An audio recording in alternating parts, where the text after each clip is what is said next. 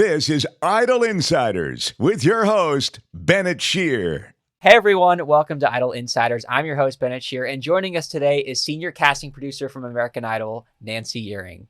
Yes. I'm so excited to meet you, Nancy. How are you?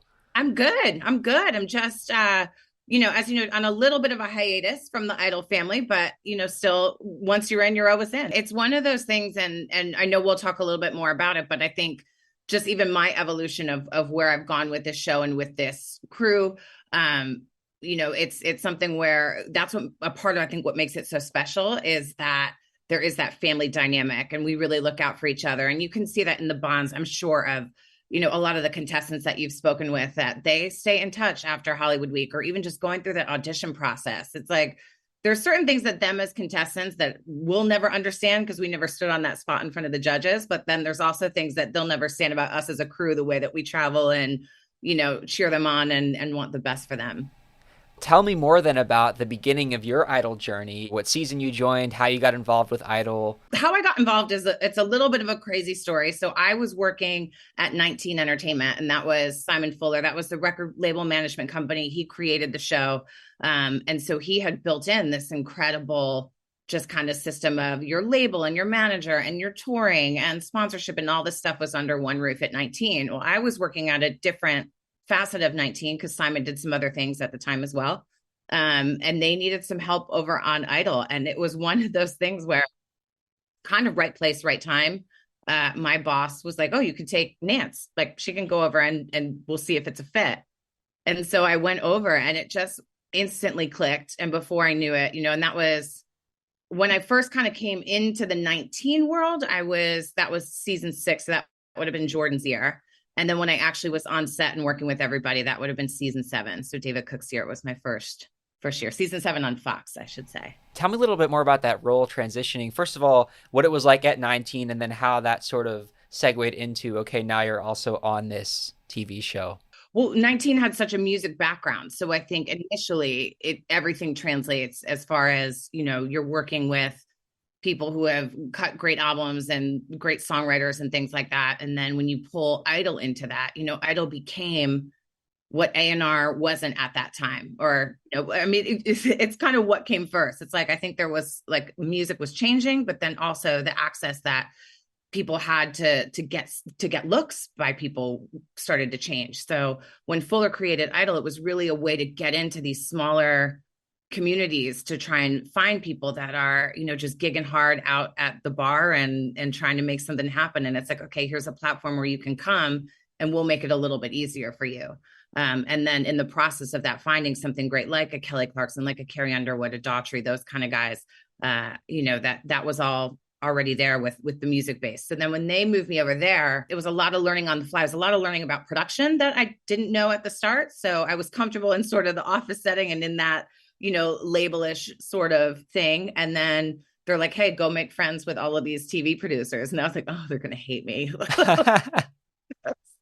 But they're some of my best friends and I wouldn't trade them for anything in the world. So it sort of clicked. And what they found, and I had a background in talent prior to this, working at an agency. And so what they found is when they sent me out on the road, it was sort of a natural fit to be one of the people that was at those judging tables, listening to people sing all day. And hopefully, the hope was you found somebody great. So let's talk about that. Those tables and the setup has evolved so much over the years. You've seen the evolution.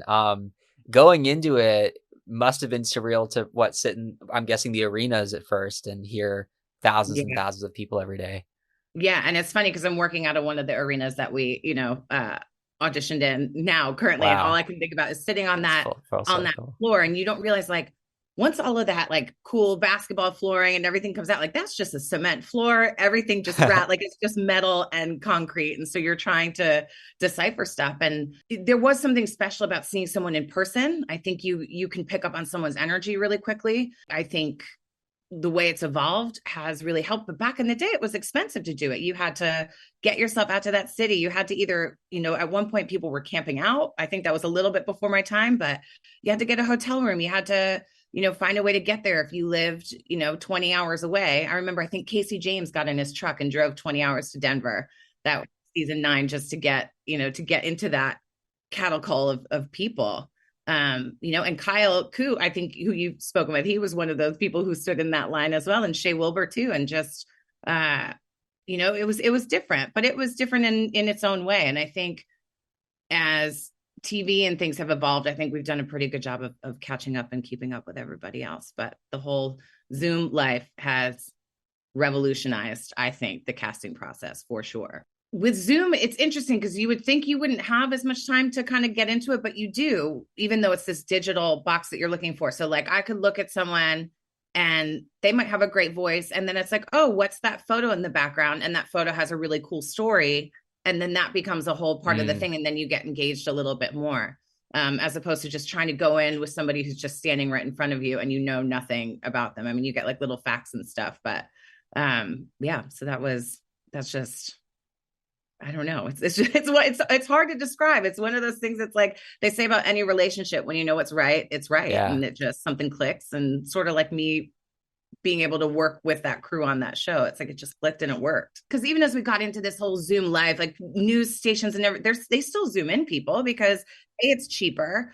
You have access to people that you wouldn't be able to interview anywhere. Like you and I wouldn't be able to just sit down and kick it. We're in two completely different places. So I think to make stuff like that happen.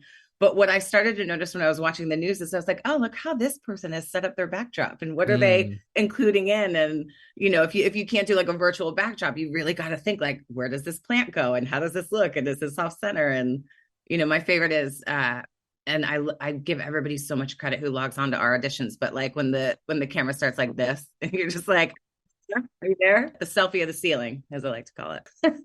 Were you surprised at maybe either similarities or differences from the music industry and the TV industry, or ways that they might have been similar or different? The hustle is always the same. So anywhere that I've gone and any job that I've been in, I think one of the great things is like, that tenacity, that work ethic, those long hours are going to be there no matter where you are. That is a good thing, I think, especially if we're talking behind the scenes. It's like, you got to put in the hours, and sometimes long and insane. And you feel like, why am I doing this? And then some incredible thing happens and you're like, this is why we're doing it. So it's like holding out for that moment, but you don't know when that great moment's going to happen.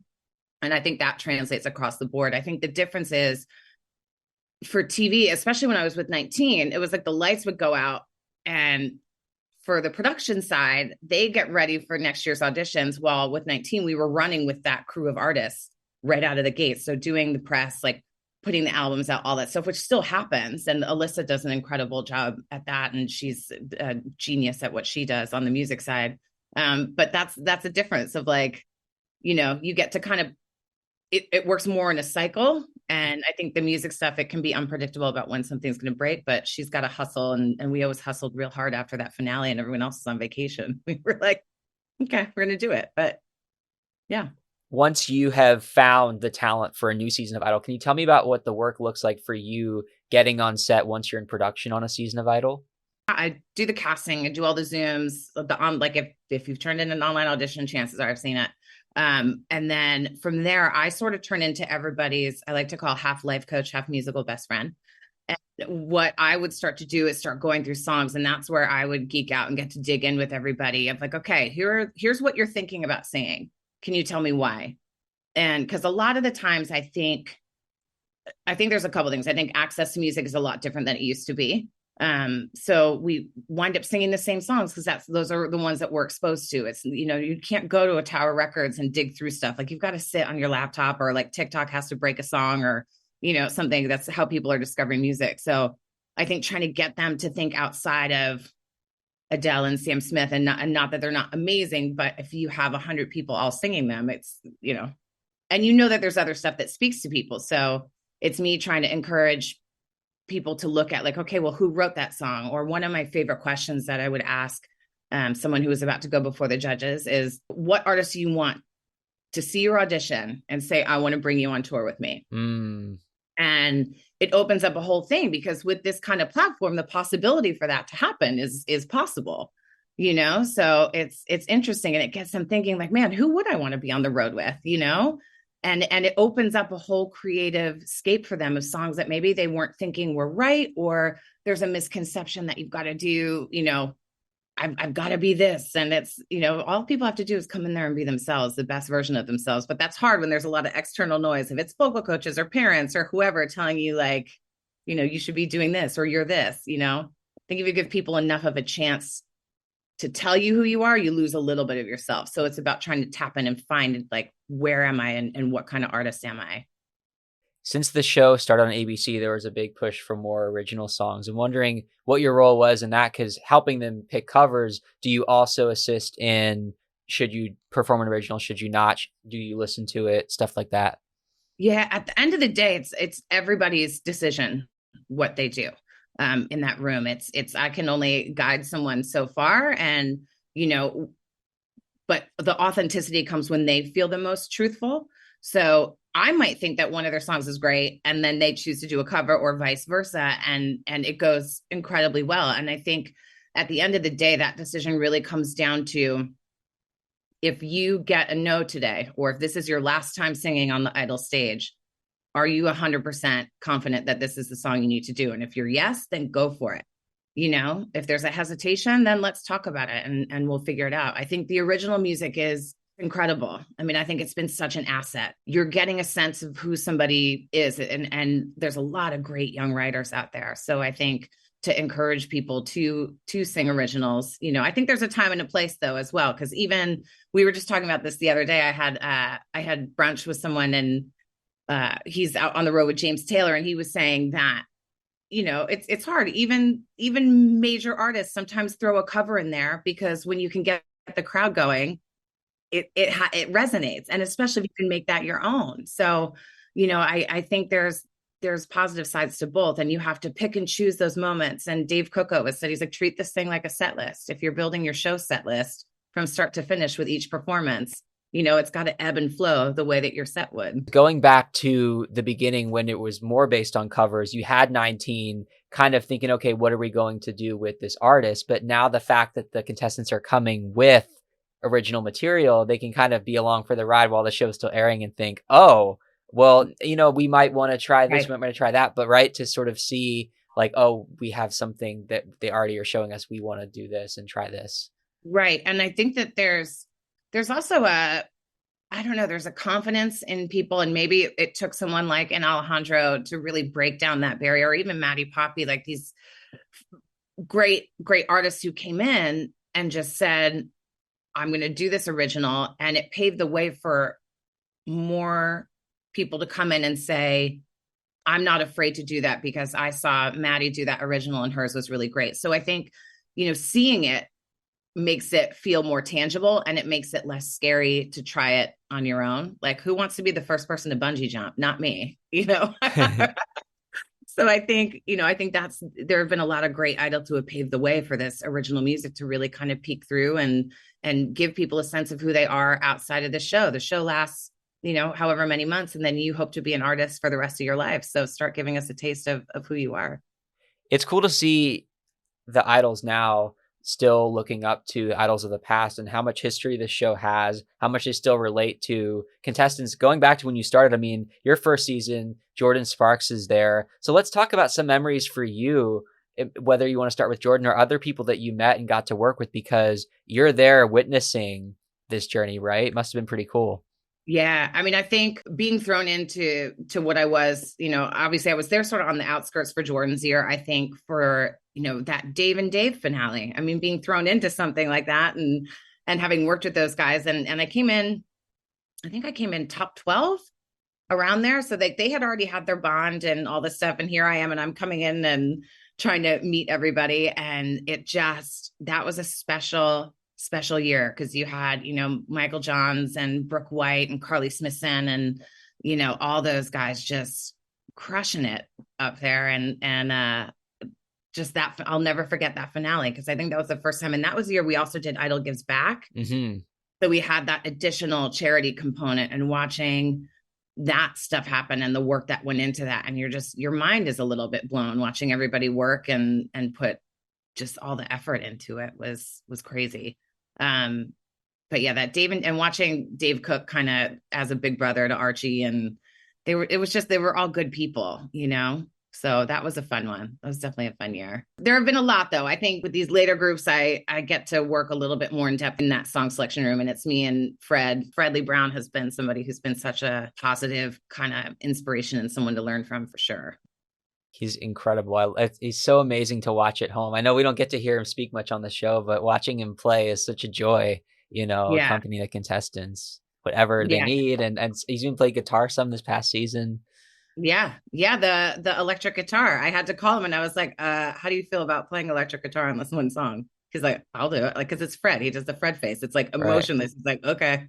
I'm Fred. I can shred. Yeah. Fred. We called him Fred the Shred. And he's just, that's been something that's been such a highlight over the last few years of getting to know him and talk with him, and just his creative mind is unlike anything else. And his energy translates. Like, you rehearse with Fred and you're like, okay, this guy's in the room with me. I'm going to be all right. I think sometimes it makes the judge room a little less intimidating because you're like, Fred is Fred Lee Brown. He's just like us.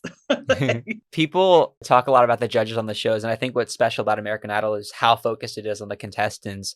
At the same time, it's kind of cool to think about really over the years that no matter who's judged it, it comes back to those contestants. You've seen a lot of different judging panels. You had Lionel, Luke, and Katie now for as long as Randy, Paul, and Simon have stayed together. So I'm sure you've gotten to see sort of that dynamic and sort of the fun that happens on set, right? With these different people. I mean, I think now, I think I saw every variation of judges that we've had, which has been an exciting one. My first year on the road, where I was judging talent, was when they brought Kara in. You're seeing something that was like, it was never heard of. And how, like, who's this fourth judge and who is this? And I knew of her from just her writing and again, talk about somebody who is a creative inspiration. Man, that was one where I am very lucky that, I've been able to be a little bit mentored by her myself in my professional life. And she is look, favorite judge. I mean, am I biased? Yes, that's my, for sure. And then to just watch when they all click and you're watching these moments and you're like, that was great television. And it's like, Megan could tell you more than anybody, but I just think it's like when you see them and they start to really vibe together and then they get to know each other. And so they know how to sort of play off each other, even as far as their critiques of people, which I think for the position that they're put in, they do a fantastic job of giving constructive criticism and, highlighting things that are pretty spectacular. The chemistry is genuine and you can tell how much they care. They're, from anybody in the outside world, it's celebrities on a judging panel, but it's musicians that care about other musicians. Or even going back to, Kara's a songwriter and Brandy and Simon, A&R, Paul is also an artist, but they're signing on to a show because they want to nurture talent. And I went to a few tapings this past season, and after Ian performed a song, they went to commercial, and after cameras were off, Ryan was at the table, and I watched his mouth go to the judges. He was like, that's what makes this show great. And it just goes to show you don't have to say that the cameras aren't rolling, but even Brian's getting involved. Like, they all feel the energy of this experience. And I'm sure you guys behind the scenes have that too, because you have the pride of making this show, finding the contestants, putting them in front of the judges, and then America. So, I mean, that must feel like an insane accomplishment just to know that you're helping America discover this talent. Do you have any advice for contestants getting into season 22? What do you want to say to people that might want to be on American Idol and are thinking about pursuing music? First and foremost, you got to do it. You have to try it to really understand what it's about. I think to understand that you may get 100 no's before you get your first yes, and to not be discouraged that if this doesn't happen for you right away, that like this is the end of your career. It's like, no, you pick yourself up and you keep on swinging. I think it's those times that we always it's the times that we get knocked down that make us all the same, right? Like, we could all sit here and we all have those stories, but it's when you pick yourself back up and you continue to push yourself forward, artistically, musically, just generally in life, like that's the stuff that makes you special. So I think hanging on to that, sometimes we have to be our own cheerleader and in our own corner. And people might think that we are a little crazy for doing what we're doing and having the dreams that we have, but nobody gets to dictate that you don't get to live out your dreams. So you got to be in it to win it, like Randy says, right? Like you got to actually give it a shot. And like the winning single of season 8, No Boundaries, I was thinking about the lyrics of that song as you were saying that, which Carrie DiGuardi wrote, which I hope enough people remember. Chris and Adam both sang it. That's my personal favorite. There are so many winning singles and there's so many other incredible songs. One of the coolest things she ever did for me was I was in the studio when those guys recorded that, and she had me come in. I was only supposed to go in for one night, and I think she wrote my boss and was like, "We love her energy. We want her in here for the second go around." I was like, "What?" Wow. And it's nerve-wracking going into a studio for the first time, because like everyone always tells you, like, just keep your mouth shut, like don't say anything. So I was just sitting in the corner, like, but I think Karen and I just had that instant kind of bond. We're cut from a similar cloth, so it was easy to be in there with her. And then to just, I mean, anytime she opens her mouth to sing too, you're just like, get out of here. Oh, I know. I mean, hearing her on demos, hearing her in the brief moments that she sang a couple times on the show, Yeah. just incredible. I also wanted to ask if you had any advice for people who want to work like me behind the scenes and those listening. But just to point out, when you talk about being a musician and, not letting people discourage you, it seems like that might be the first thing, because whatever you want to do in entertainment, you can't let people bring you down, right? 100%. I am, and I have put in my time and my dues, and I think it's understanding that it's not glamorous. You're not going to get thanked for anything. Which we don't go into it needing that. I think it's that personality type where we go into it because we want to see something great be created, and to be around it and to be around that creative energy. It's like, we function as a human pyramid. So that person at the top, like when they're singing that great song, that is a culmination of everybody's, effort behind the scenes. I think, keeping that in mind, with anything, it's first of all, you got to get out to where you need to be. So when I first moved to LA, my soccer coach's sister, who was a producer out in Los Angeles, said to me, she's like, "Nancy, you don't know what you want to do, but the bottom line is you can't do anything from your couch in New Jersey." That was sort of that kick in the ass that I needed. And I drove out. I didn't have a place to live until I think I hit Utah, which I don't recommend it. It's just what happened to me, and was lucky enough to sort of find my way through. I hustled hard. I think I stole internet from an enterprise rent-a-car, like in the back of like I could get behind the building and get their Wi-Fi signal. And that's how I looked for jobs. And just started I got in with a talent agency and worked a desk and worked there for a little while. And then it's about opening your mouth too and being clear about what you want, which I think also artistically translates. Like if you want to be a producer, start telling people, I want to produce. Well, what area do you want? Do you want reality TV? Do you want scripted? Do you want whatever? Start figuring that stuff out in the same way that if you want to be a singer, start thinking about who are you as an artist? And I think it's really narrowing that scope, right? Like, and the hard thing is artists don't want to be confined. They don't want to be like, I don't want to be put in a box. But it's like, eventually you're going to put out either a pop record or a rock record or a country record. Like, so, you can cross over as much as you want, but you have to have some kind of direction in mind, I think, when you're, setting those intentions. So it's opening your mouth. It's talking to as many people as you can. I mean, I'll never forget when you met Megan Michaels outside of, the studio. Oh, you heard about that? And it's just, yeah. And I think that's the kind of attitude. That's the kind of hustle you got to have. My old boss actually said to me, he goes, if I had my phone number when I was 20 to the person that I am now, he goes, I'd never leave me alone. Like, so you just have to be afraid to bother people, really, at the end of the day. Wow. Oh my gosh. I am taking notes on all of that. I really appreciate it. And I think that anybody who's listening, I hope they do as well, because you mentioned that you don't always get the thank yous. If it's okay, though, I like to use this podcast as an opportunity to thank you and everybody that makes not just American Idol happen, but I think entertainment as a whole, it's all about bringing us joy through music and shows and movies and everything. So it's so important what you all do. Thank you for that. I appreciate it. This podcast that you're doing of highlighting, all facets of it, and people don't know how much goes on behind the scenes. So it's such a cool thing to be a part of. I'm honored to be here. And I love it.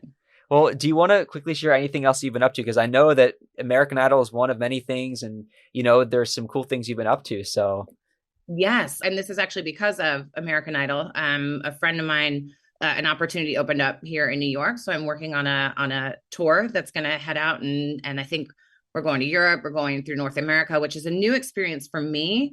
I will just say I'm working very much more on the production side than necessarily a creative side. And I'm sort of getting a taste of my own medicine, because I tell every Idol contestant, and I'm sure like a lot of them who we've interviewed, I'm sure in the past could say one of my lines is, you need to come in as bulletproof as possible. Like you have to force somebody, like make somebody make the hard decision to have to tell you no because you're so bulletproof. And I think one of the little holes in my armor is understanding, kind of the financial production side. How do we get these shoots up in the air, and how are we, booking all these hotels and doing all of that stuff? So I'm learning a ton on the back end of that, a lot on my feet with something that is going to be a fairly large music tour, which is really exciting. And Idol prepped me for it because it's long hours. It is running at a high pace and it's problem solving at a high pace. Nothing describes American Idol more than running full steam ahead, 100 miles an hour until someone says stop. So that must be emotional to have the support of your Idol family and then go do this amazing thing that it's prepped you for, and also be challenged with something that maybe you weren't used to, but then learn from that. And I think that's what we all want, is to take on those challenges, right? Yeah. And so to every production coordinator that I've ever hassled about a room or just keyboards or something, like, this is my sincere apology to you. I love you. I am, and to any Idol that I've ever said to make themselves bulletproof, like I'm here doing it for myself. So they have no excuse not to. I meant to ask you, because you've just met and interacted and mentored probably just so many contestants over the years. Like, what's the sentiment? I know, talk about emotional, like you must have just probably hundreds of kids, right? That all part of that family for you. Yeah. Yeah. And I mean, so many of them they stick with you, and you go through these experiences with them. And when they would come into that rehearsal room with me and Fred before the audition, like there's no cameras. And I would make sure to tell them, this is your space to just like, this is your time. So whatever you need to do in here, just know that it stays within these walls, and just give them time to work through what they needed to work through. And I think it benefited a lot of them, because it's so, if you're not used to people asking you the same question over and over, or cameras in your face, or, worried about being on camera, like sometimes you just need a second. Mm-hmm. And, our room helped them do that. And for a lot of Idol contestants, singing is their outlet. And then you're in an environment where like, we're filming, you can't sing here. So I think to give them a space to be able to just like sing out what you need to sing out, get it out now, and then go and do this thing and get refocused. And so that's, we shared a lot of really, emotional moments, of really funny moments, of, just everything from across the board, some incredible music moments. Jacob Moran singing Rise in that rehearsal room, like you made you want to like, just like get up and walk away. You're like, I can't, I'm out, And the talent keeps coming. I can't wait for season 22. Yeah, it's going to be great. It's going to be great. So, and these guys are still rocking, and they have my full support. And, I was on auditions for a little bit, so you caught me briefly, and now I go back into becoming more bulletproof, and then hopefully be back for the next one. Right. Well, Nancy, I seriously can't tell you how much I appreciate you taking the time to come and talk with us. If you all enjoyed this podcast, please check out idolinsiders.com, Idol Insiders Podcast on Instagram and TikTok. Any last words just about American Idol or everything you're up to? I mean, I really appreciate your time. Yeah. For me, Idol is one of the best things on television. I think it's the best crew. I think our talent speaks for itself. I don't know. I don't know what else to say. It's like, it's been such a big part of my life, and it always will be. So, and anyone who's been on the show, it, and you know where to find me. Oh yeah. Well, hopefully they're checking this out. Everybody, thanks so much. And Nancy, thank you for being on Idol Insiders. Thank you.